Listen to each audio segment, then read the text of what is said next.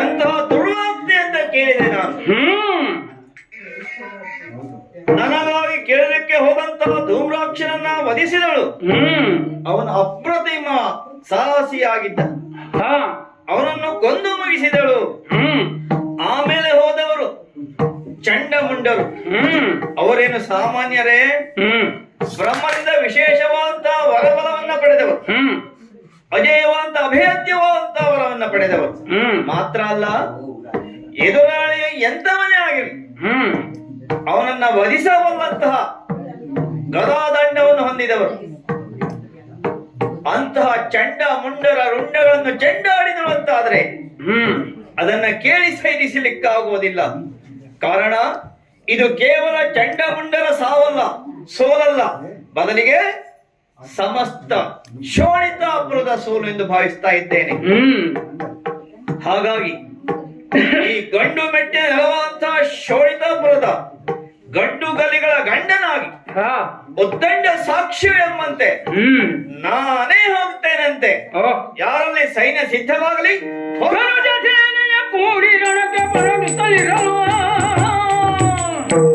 ಧನುಜ ಸೇನೆಯ ಕೂಡಿ ರಣಕ್ಕೆ ಪರಡುತ್ತಲಿರಲು ಅರಿತಲಿ ಕಿಸಿಕಲ ದೇವಿಯೇ, ಅರಿತಲಿ ಕಿಸಿಕಲ ದೇವಿಯೇ, ತಲೆಯದಾಗಿ ರಕ್ತ ಬೀಜ ಕೆಲೈತಲು ನೋಡಿದೆಲ್ಲನಾಗದೈತೆನಗೆ.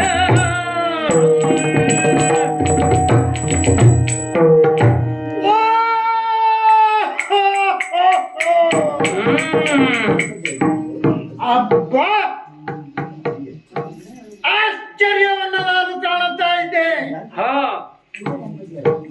ತಂದೆಯ ಕಾರಣದಿಂದ ಸಂಬಂಧಿಗಳು ನಾವು ಆದ ಕಾರಣ ಶೋಳಿತಾಪುರದ ಅರಮನೆಯಲ್ಲಿ ನಾವಿರುವುದು ಸರಿಯಲ್ಲ.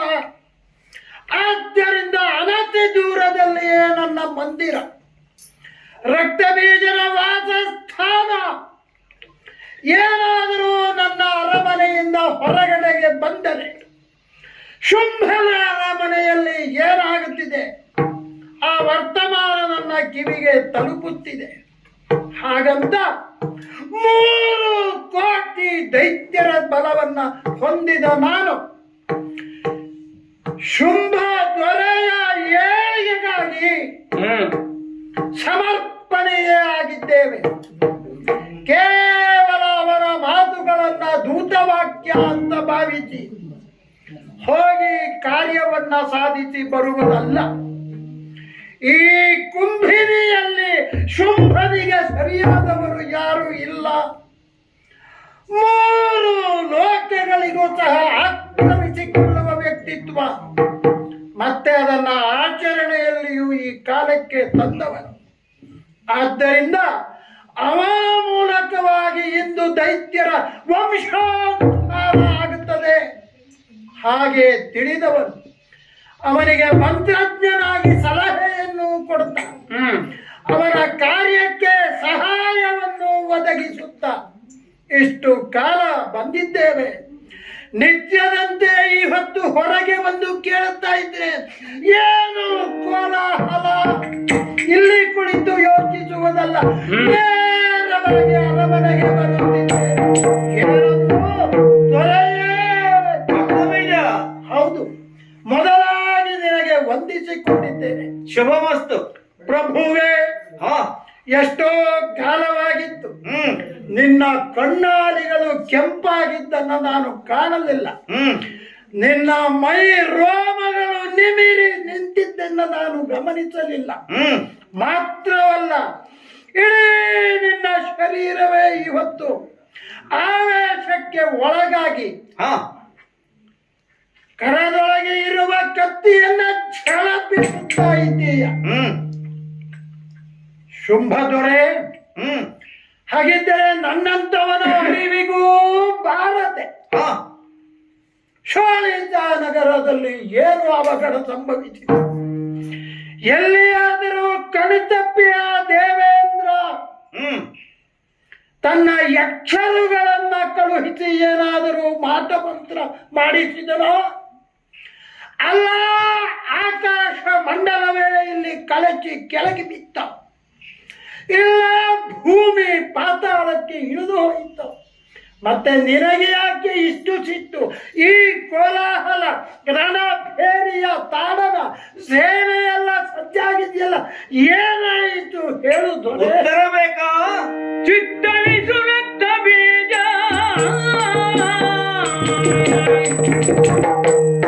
ಚಿತ್ತವಿಸುರತ್ತ ಬೀಜ ನಮ್ಮವರು ಮೃತ್ತಿಕೆಯ ಘಟ ಸಮಾಜ, ನಮ್ಮವರು ಮೃತ್ತಿಕೆಯ ಘಟ ಸಮಾಜ. ಜಾತಿಯೊಳು ಬಿತ್ತಂದರೆ ಓರ್ವಳಿಲು ಸತ್ತರೆ ನೆಂಬೆ ದುರದಿ, ಜಾತಿಯೊಳು ಬಿತ್ತಂದದಿ ಓರ್ವಳಿಲು ಸತ್ತರೆ ನೆಂಬೆ ದುರದಿ.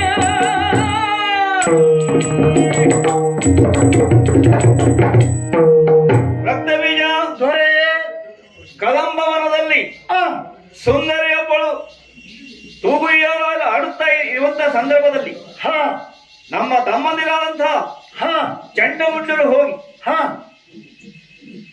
ನನ್ನ ವಾಮ ಭಾಗದಲ್ಲಿ ಸತಿಯಾಗಬೇಕು ಅಂತ ಕೇಳಿಕೊಂಡ್ರಂತೆ. ಒಳ್ಳೆಯ ಕೇಳಿಕೆಯೇ ಹೌದು. ಆದ್ರೆ ಅವಳು ಹೇಳಿದ್ದೇನು? ಏನಂದಳು? ಸಂಗರ ಮೂಲಕವೇ ಗೆದ್ದರಷ್ಟೇ ವಶವರ್ತಿ ಆಗ್ತೇನೆ ಎಂದು. ಏನು ಸಂಗರವ ಪೈಕಿ ಅಂತ? ನನಗೆ ವೈರುಧ್ಯ ಕಂಡದ್ದೇ ಅಲ್ಲಿ. ಯಾಕೆಂದ್ರೆ ಕಾಣುವುದಕ್ಕೆ ಕಾಮಿನಿಯ ರೂಪ, ಕಾದುವುದಕ್ಕೆ ಪೌರುಷದ ಪರಾಕಾಷ್ಠೆ. ಒಳಗೆ ಪೌರುಷ ಇದೆ ಅಂತಾದ್ರೆ ಹೊರಗಡೆ ಕಾಮಿನಿಯ ರೂಪ ಯಾಕೆ? ಕಾಮಿನಿಯ ರೂಪ ಹೌದಂತಾದ್ರೆ ಪೌರುಷ ಯಾಕೆ? ಇದೊಂದು ವಿಚಿತ್ರವಾದ ಸ್ಥಿತಿ. ಹಾಗೆ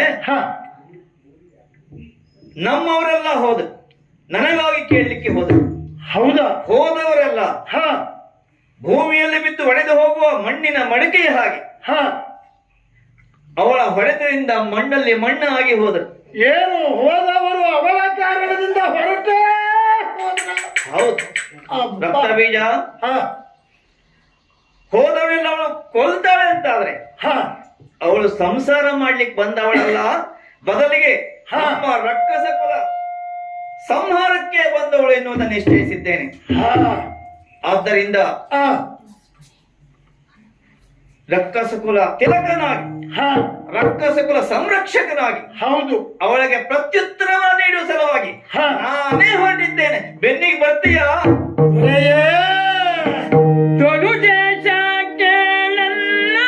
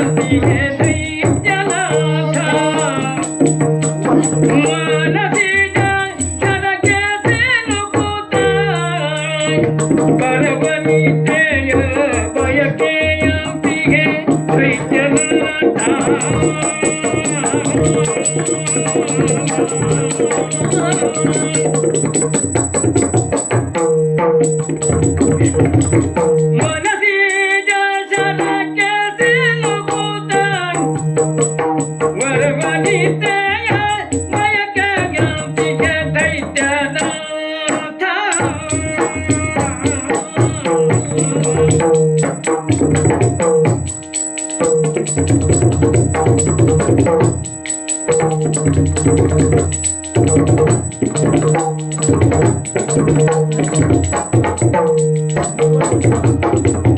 ಗರುಜೇಶ ಕೇಳನ್ನ ಮಾತ ಏತಕ್ಕೆ ಬೇಯಾದೆ ಮನದಲ್ಲಿ ವ್ಯರ್ಥ ಮನಸಿದ ಜನಕ್ಕೆ ಸಿಲುಕುತ್ತ ಬಲವನಿದೆಯ ಬಯಕೆಯೊಂದಿಗೆ ದೈತ್ಯನಾಥ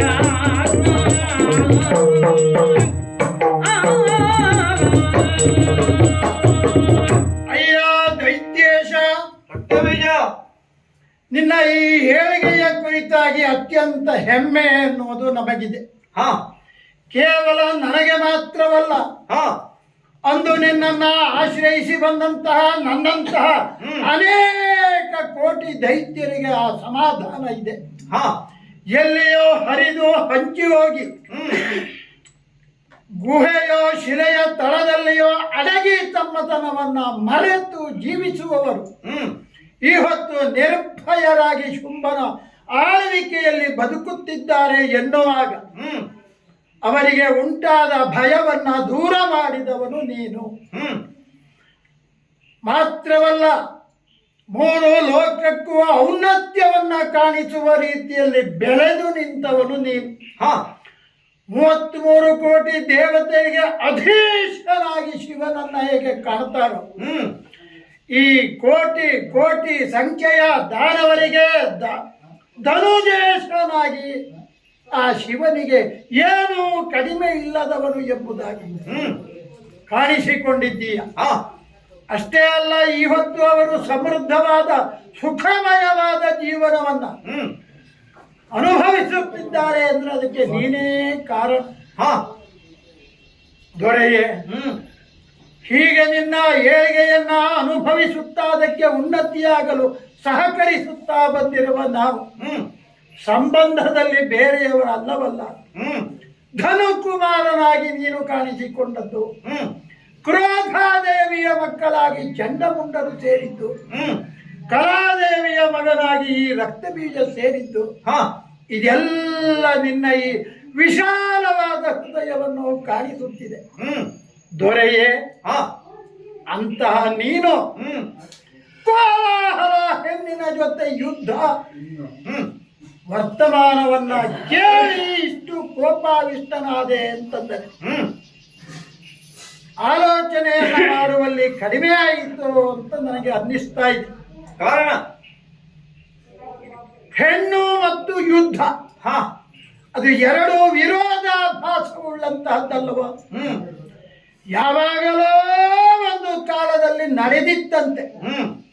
ಹೀಗೆ ನಿತ್ಯ ನಿತ್ಯದಲ್ಲಿಯೂ ನಡೆಯುವ ಪರಿಪಾಠ ಇಲ್ಲದೆ ಹೋದುದರಿಂದ ಹೆಣ್ಣಿಗೂ ಯುದ್ಧಕ್ಕೂ ಸಂಬಂಧವಿಲ್ಲ ಎಂಬ ಮಾತೆ ಇವತ್ತು ಪ್ರತೀತಿಯಾಗಿ ನಿಂತಿದೆ. ಹಾಗಿರುವಾಗ ಕದಂಬವನದಲ್ಲಿ ಬಂದಿರುವ ಒಬ್ಬ ಲಾವಣ್ಯಮಯವಾದ ಹೆಣ್ಣು ಅಂತ ಭಾವಿಸಿ ಧುರವನ್ನೇ ಅವಳು ಬಯಸುತ್ತಾಳೆ. ಆ ಬಯಕೆಯನ್ನ ಈಡೇರಿಸುವುದಕ್ಕೆ ಹೊರಟಿದ್ದೇನೆ. ಅವಳೊಬ್ಬಳು ಹೆಣ್ಣು ಅಂತ ಭಾವಿಸಿದ್ದು ನೀನು ಭ್ರಮೆಗೆ ಒಳಗಾದಿಯೋ ಅಂತ. ಯಾಕೆ? ಅವಳ ಕುರಿತಾದ ಸಂಗತಿ ಕೆಲವಷ್ಟು ನಮಗೆ ತಿಳಿದಿದೆ. ಹಾಗಂತ ಈ ಶೋಣಿತಾಪುರಕ್ಕೆ ತಿಳಿಯದ ಸಂಗತಿ ಏನೂ ಅಲ್ಲ. ವರ್ತಮಾನ ಕಾಲದಲ್ಲಿ 3 ಲೋಕದಲ್ಲಿಯೂ ಸಹ ನಡೆಯುತ್ತಿರುವ ವಿದ್ಯಮಾನ ನಿನ್ನ ಗಮನಕ್ಕೆ ಬಂದಿರುವಾಗ ಕದಂಬವನಕ್ಕೆ ಬಂದವಳು ಹೆಣ್ಣೋ ಅವಳು ಅಲ್ಲವೋ ಅಂತ ಯೋಚಿಸಲಿಲ್ಲ. ಯಾಕೆ? ಈಗ ನನ್ನ ಪ್ರಶ್ನೆ ಗೊತ್ತು. ಏನು ನೀನು ಹೇಳ್ತಾ ಇದ್ದೀಯ? ಹೌದು. ನಿನ್ನದ ಅಂತ ವಿಚಾರದಲ್ಲಿ ಪ್ರಶ್ನೆ ಹುಟ್ಟಿದ್ದು ಅವಳನ್ನ ಗೆಲ್ಲಲಿಕ್ಕೆ ಪರಾಕ್ರಮ ಸಾಧ್ಯವಿಲ್ಲವೇನೋ? ಹೌದಾ? ಕರುಣಿ ಅಲ್ಲವ ಆದಿಮಾಯ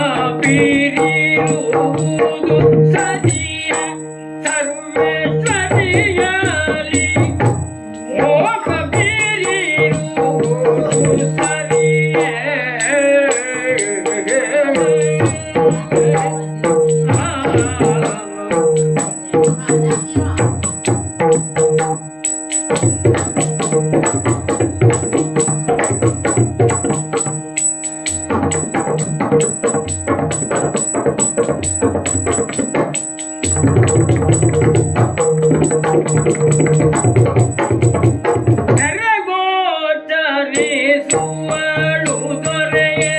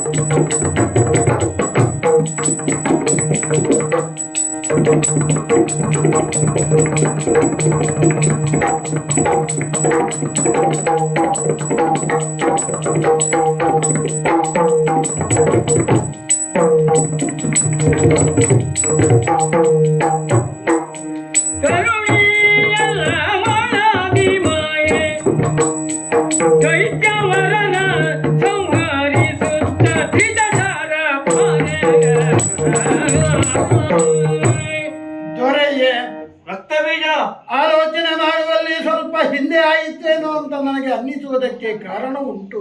ಏನು?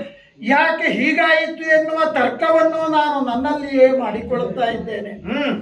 ಕೇವಲ ಬಿಸಿ ರಕ್ತವನ್ನ ಕುಡಿಯುತ್ತಾ ಹಸಿ ಮಾಂಸವನ್ನ ತಿನ್ನುತ್ತಾ ಕಂಡಲ್ಲಿ ಹೇಗೋ ಜೀವನವನ್ನು ಮೈಥುನವನ್ನ ಸಾಗಿಸುತ್ತಾ ಬಂದವರು ಏನು ನೀನು ಅಥವಾ ನಾವು ಅಲ್ಲವಲ್ಲ. ಎಲ್ಲವನ್ನೂ ಯೋಚಿಸಿಯೇ ಒಂದು ನಿರ್ಧಾರಕ್ಕೆ ಬರುವಂತಹ ಪ್ರವೃತ್ತಿಯನ್ನು ಉಳಿಸಿಕೊಂಡವರು. ದೊರೆಯೇ, ಹಿಂದೊಂದು ಕಾಲದಲ್ಲಿ ನಾವು ಕೇಳಿದ್ದೇವೆ, ಕಾಯಬಲದಿಂದ ಉನ್ಮತ್ತರಾಗಿರುವಂತಹ ಸಂದರ್ಭದಲ್ಲಿ ವರಬಲವನ್ನ ಹೊಂದಬೇಕು ಅಂತ ಭಾವಿಸಿ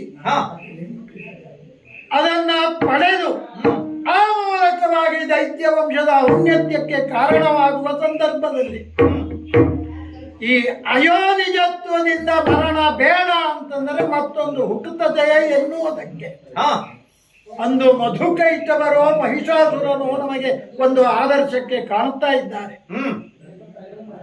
ಆ ಕಾಲದಲ್ಲಿಯೇ ಈ ಮೋಹ ಅನ್ನುವುದು ಹೆಣ್ಣಿನ ಶರೀರದಲ್ಲಿ ಇರ್ತದೆ. ಮೋಹಕ್ಕೆ ವಶವಾದದ್ದು, ವಶವಾಗದೇ ಇದ್ದದ್ದು ಯಾವುದೂ ಇಲ್ಲ. ಮೋಹಕ್ಕೆ ವಶವಾದ ನಂತರದಲ್ಲಿ ಅದು ಕಾಮವಾಗಿ ಪರಿವರ್ತನೆಗೊಳ್ಳುತ್ತದೆ. ಆಮೇಲೆ ಅದನ್ನ ಪಡೆಯುವುದಕ್ಕೆ ಅಸೂಯಾಪರರಾದಂತಹ ವ್ಯಕ್ತಿತ್ವ ಹೊಂದುತ್ತದೆ. ಇತ್ಯಾದಿ ಇತ್ಯಾದಿ ಕೇಳಿದ್ದೇವೆ.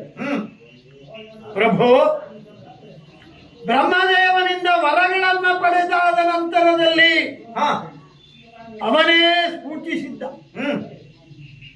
ಹೆಣ್ಣೊಬ್ಬಳ ಕುರಿತಾಗಿ ವೈರ ಬೇಡ, ಮಾಯೆಗೆ ವಶನಾಗದಿರುವಂತ. ಆ ಕಾಲದಲ್ಲಿ ವರದಿಂದ ಪ್ರಬಲನಾದಂತಹ ನೀನು ಮಾಯೆಯನ್ನು ಆರಾಧಿಸುತ್ತಾ ಬಂದವ. ಇತ್ತಿತ್ತಲಾಗಿ ಅನ್ನಿಸ್ತದೆ, ಮಾಯಾದೇವಿಯಲ್ಲಿ ಶರಣು ಹೋದಂತಹ ನೀನು ಸೆಟೆದು ನಿಂತಿಯ. ಆದ ಕಾರಣ ಇಂತಹ ಯೋಚನೆ ಬಂತು ಅಂತ. ಆದ್ದರಿಂದ ಈ ಕೆಲವು ಸಂದರ್ಭದಲ್ಲಿ ಆಲೋಚನೆ ಮಾಡುವ ಅಷ್ಟರಲ್ಲಿಯೇ ಕೆಲವು ನಷ್ಟ ಆಗ್ತದೆ. ಕೆಲವು ಔನ್ನತ್ಯ ಅನ್ನುವುದು ಅಧೋಗತಿಗೆ ಇಳಿದು ಬಂದು ಹೋಗ್ತದೆ. ಪ್ರಸ್ತುತ ಸಂದರ್ಭ ಹಾಗೆಯೇ ಅಂತ ಭಾವಿಸಿ ಇವಳು ತರುಣಿ ಅಲ್ಲ, ಮಾಯಾಂಗನೆ ಎನ್ನುವುದನ್ನ ತಿಳಿಯುವುದು. ಮೇಲಾಗಿ ಇಂದ್ರಾದಿ ದೇವತೆಗಳಿಗೆ ರಕ್ಷಣೆಯನ್ನ ಕೊಡುವ ಕಾರಣಕ್ಕಾಗಿ ದೈತ್ಯ ಶಕ್ತಿಯನ್ನ ಹೊಂದಿದಂತಹ ನಮ್ಮವರನ್ನ ಸಂಹಾರ ಮಾಡುವುದು. ಓ, ಈಗ ಒಂದು ಪ್ರಶ್ನೆ ಹುಟ್ಟಿಕೊಳ್ತದೆ. ಏನದು? ನೀನು ಹೇಳ್ತಾ ಇದ್ದೀಯ, ಹೌದು, ತರುಣಿಯಲ್ಲ ಅವಳು ಆದಿಮಾಯೆ ಎಂದು. ಅವಳನ್ನ ಅನುಸರಿಸಿದರೆ ನಾವು ಉಳಿಯಬಹುದು. ಹಾಗಿದ್ರೆ ಆದಿಮಾಯ ಪ್ರಕಟ ಆಯ್ತು ಅಂತ ಆಯ್ತಲ್ಲ. ನನ್ನ ಬಹುವರ್ಷಗಳ ಬಯಕೆ ಆದಿಮಾಯನ್ನ ಕೈವಶ ಮಾಡಿಕೊಳ್ಳಬೇಕು ಎನ್ನುವುದಾಗಿತ್ತು. ಮತ್ತೆ ನಮ್ಮ ಪೂರ್ವಾನ್ವಯ ಚರಿತ್ರೆಯನ್ನ ನಾವು ನೋಡುತ್ತಾ ಹೋದರೆ ಅವರೆಲ್ಲ ಹೇಳಿದ್ದೇನು?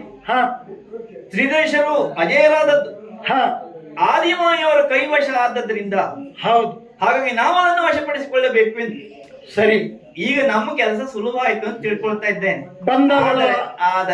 ಆದರೆ ನೀನು ಹೇಳ್ತಾ ಇದ್ದೀಯ, ನಿಜ, ಆದಿಮಾಯನ್ನ ವಶ ಮಾಡಿಕೊಳ್ಳುವ ಸಂದರ್ಭದಲ್ಲಿ ಆ ಪ್ರಯತ್ನದಲ್ಲಿ ನಾವು ವಿಫಲರಾಗ್ತೇವೆ ಅಂತ ನಿನ್ನ ಉದ್ದೇಶ ಹೇಳಿಕೆ. ಹೌದು, ಹಾಗಿದ್ರೆ ಈಗ ನನ್ನ ಪ್ರಶ್ನೆ ಗೊತ್ತವ, ಈ ಯತ್ನ ವಿಫಲ ಆಗ್ತದೆ ಅಂತ ಹೇಳಲಿಕ್ಕೆ ನಿನಗೆ ಆಧಾರ ಏನುಂಟು? ಕಾರಣ ಉಂಟು ದೊರೆಯೇ. ಏನು? ಅಲ್ಪನೇ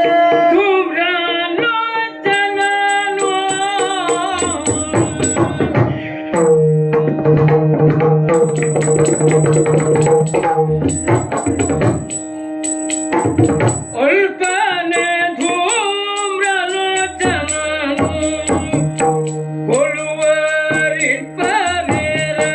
ಕೊಳುವರಿಪ್ಪನೇರಣದಲ್ಲಿ ಕಂಡ ಮುಂಡನು. ಕೊಳುವರಿಪ್ಪನೇರಣದಲ್ಲಿ ಕಂಡ ಮುಂಡನು. ಅಪ್ರಾಯೋಜಕವಾಗಿ ನೀನು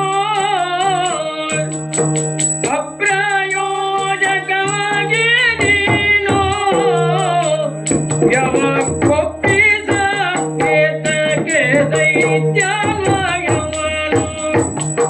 ಯಾವಕ್ಕೊಪ್ಪಿಸಲೇ ಏತಕ್ಕೆ ದೈತ್ಯಮಯವನು. ಕನುದೇಶ ಕೇಳನ್ನ ಮಾತ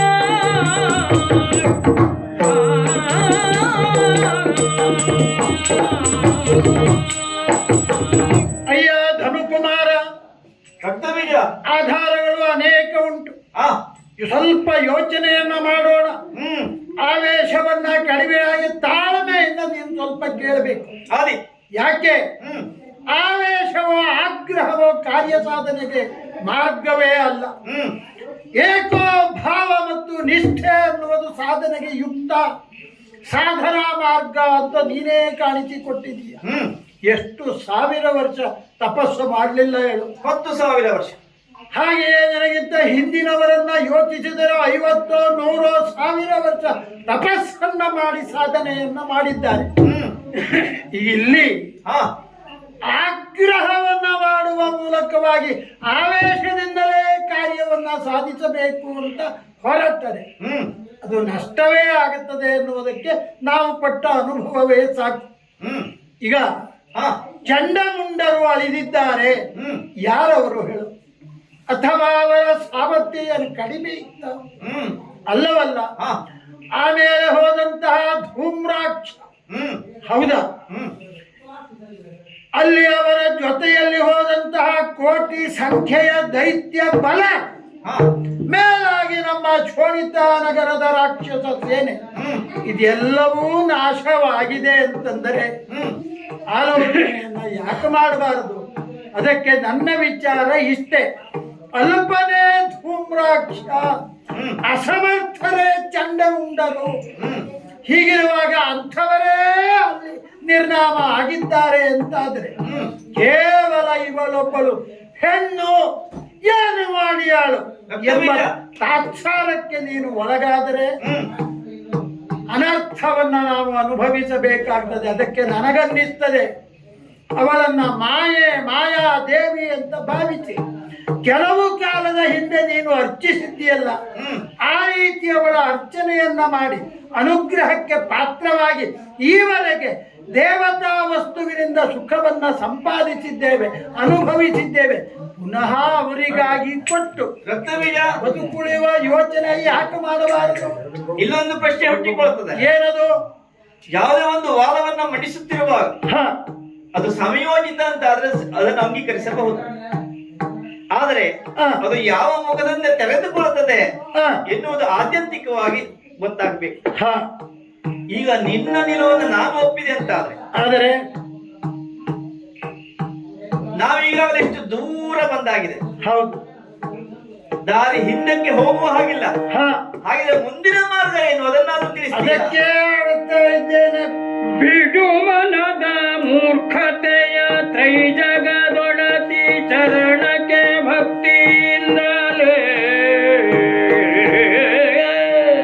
ಬಿಡು ಮನದ ಮೂರ್ಖತೆಯ ತ್ರೈಜಗದೊಡತಿ ಚರಣಕ್ಕೆ ಭಕ್ತಿಯಿಂದಲೇ ಕೊಡಮಡುತ್ತ ಪಡೆದವಳ ಕಾರುಣ್ಯದಲ್ಲಿ ಧಾತ್ರಿಯಲಿ ಕೊಡಮಡುತ್ತ ಪಡೆದವಳ ಕಾರುಣ್ಯದಲ್ಲಿ ಧಾತ್ರಿಯಲಿ ಜಡದ ಪೀಠನ ವರದ ತೆರದಲ್ಲಿ ಪಡೆದು ಸುಖವನ್ನು ಬಾಳುವುದೆನ್ನುತ್ತಲೇ ಜಡದ ಪೀಠನ ವರದ ತೆರದಲ್ಲಿ ಪಡೆದು ಸುಖವನ್ನು ಬಾಳುವುದೆನ್ನುತ್ತಲೇ ನುಡಿಯ ನೀತಿಯನು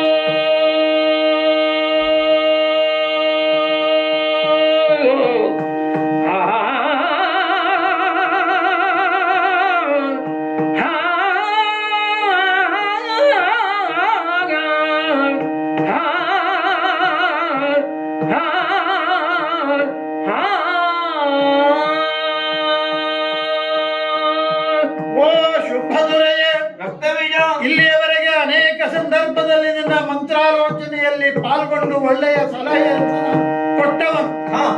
ಪ್ರಭುತ್ವದ ದೃಷ್ಟಿಯಲ್ಲಿ ಹಿರಿತನ ಅನ್ನೋದು ನಿನಗಿದ್ದರು. ವಯೋಮಾನ ಅನುಭವದ ನೆಲೆಯಲ್ಲಿ ಇರುವ ಹಿರಿತನದ ಕಾರಣದಿಂದ ಒಂದು ಮಾತು ಹೇಳುತ್ತೇನೆ. ಬಿಡು ಆ ಮನಸ್ಸಿನಲ್ಲಿ ಬಂದಿರುವ ಮೂರ್ಖ ವಿಚಾರವನ್ನು. ಯಾಕೆ ಹೇಳಿದೆಯಲ್ಲ, ಇಷ್ಟು ದೂರ ಸಾಗಿ ಬಂದಿದ್ದೇವೆ. ಈಗ ಹಿಂದೂ ಹೋದರೆ ಲೋಕ ಏನಂದೀತು, ಅಪಖ್ಯಾತಿಯ ಕುರಿತಾದ ಮಾತು. ಇಲ್ಲಿಯವರೆಗೆ ಗಳಿಸಿದಂತಹ ಖ್ಯಾತಿಗೆ ಕಳಂಕ ಬಂತದೆ ಎನ್ನುವುದಾಗಿ ಇದೆಲ್ಲ ಸಾಮಾನ್ಯವರು ಮಾಡುವ ಯೋಚನೆ ಆಗುತ್ತದೆ. ನನಗನ್ನಿಸ್ತದೆ ನೀನು ತಿಳಿದಂತೆ ಕೇವಲ ಷೋಡಶಿಯಾದ ಹೆಣ್ಣು ಅವಳಲ್ಲ, ಅವಳು ಪರಾಶಕ್ತಿ ಎನ್ನುವುದಾಗಿ ಲೋಕಕ್ಕೆ ಕಾಣಿಸಿಕೊಂಡವಳು. ಅಂತಹ ಒಬ್ಬ ಸರ್ವೇಶ್ವರಿಯಲ್ಲಿ ಹೋಗಿ ನಾವೂ ಶರಣಾಗಿ, ಯಾಕೆ ನಮಗವಳು ದೂರದವಳಲ್ಲ, ಬೇರೆ ಅಲ್ಲ. ಹೋಗಿ ಕಳೆದದ್ದು ಕಳೆದು ಹೋಯಿತು, ಉಳಿದದ್ದನ್ನ ಉಳಿಸಿಕೊಳ್ಳುವ ಯೋಚನೆಯನ್ನ ಮಾಡುವುದೊರೆಯೇ. ಅಂದ್ರೆ ನಿನ್ನ ಅರ್ಥ ವಿರುದ್ಧ ಬೇಡ, ಅವಳಿಗೆ ಕೊಡಮಡಬೇಕಾ? ಕೊಡಮಡಬೇಕು. ಬಿಡು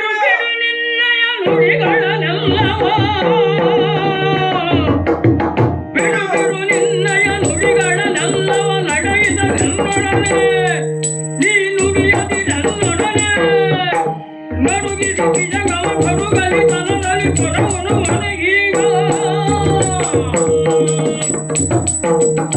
ರಕ್ತವೀರ ಶುಂಭದೊರೆ, ನಾನ್ಯಾರು? ಮೂರು ಲೋಕಕ್ಕೆ ಈ ಕಾಲಕ್ಕೆ ದೊರೆ. ಕಶ್ಯಪ ಮಹರ್ಷಿಯ ಮಗ, ನಿಜ, ಧನುಗರ್ಭ ಸಂಜಾತ. ಹೌದು. ವಿಧಾತನಿಂದ ವಿಧಿವರವನ್ನೇ ಬದಲಾಯಿಸಿದಂತಹ ನೀನು ಮರಣವನ್ನು ಮೆಟ್ಟಿ ನಿಂತ ವೀರ. ಹೌದು. ಆದಿತ್ಯರ ಅಟ್ಟಹಾಸವನ್ನು ಸುಟ್ಟು ಮಟ್ಟ ಹಾಕಿದ ಶೂರ. ಯಮನನ್ನೇ ನೀನು ನಿಯಂತ್ರಿಸಿದವನು. ಚತುರ್ದಶ ಭುವನದಲ್ಲಣ. ನಾನು ಅಡಿ ಇಟ್ಟರೆ ಬಿರಿಯುವುದು ಭೂಮಿ, ಹೌದು. ಮುಡಿ ಎತ್ತಿದರೆ ಮೆಚ್ಚುವುದು ಬಾನು. ನಿಜ. ಚತುರ್ಮುಖನ ಸೃಷ್ಟಿಯೇ ನನ್ನ ಆಜ್ಞೆಯನ್ನು ಪಾಲಿಸುತ್ತಿರುವಾಗ ತತ್ಕಾಲಕ್ಕೆ, ಹೌದು, ಯಕ್ಕಶ್ಚಿತ ಹೆಣ್ಣೂರೊಳಗೆ ನಾನು ಪಡಮಡುವವನೇ, ಅವಳಿಗೆ ಅಡ್ಡ ಬೀಳುವವನೇ ಈ ಜನ್ಮದಲ್ಲಿ ಸಾಧ್ಯ ಇಲ್ಲ.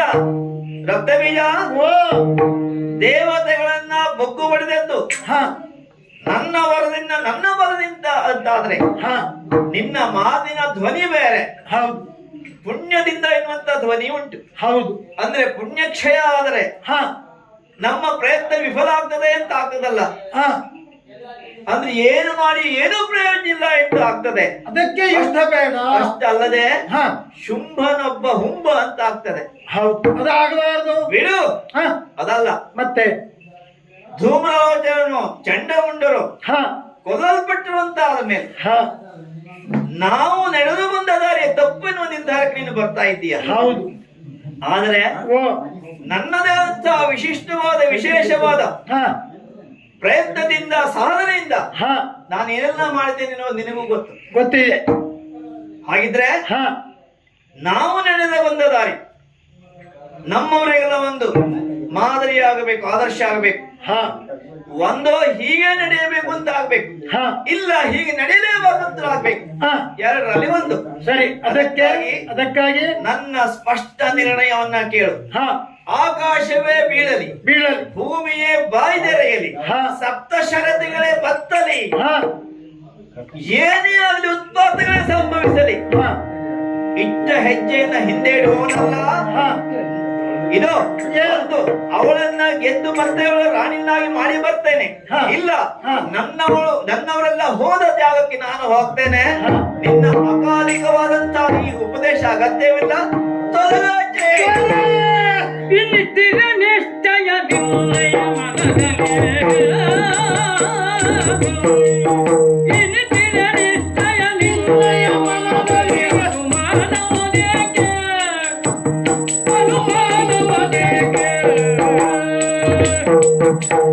ಎನಗಾಜಯ ಕೊಡು ಖಂಡದಲ್ಲಿ ಗೋಪೆನು, ಎನಗಾಜಯ ಕೊಡು ಖಂಡದಲ್ಲಿ ಗೋಪೆನು, ನಿಜಯೊಡನೆ ಧುರಕ್ಕೆ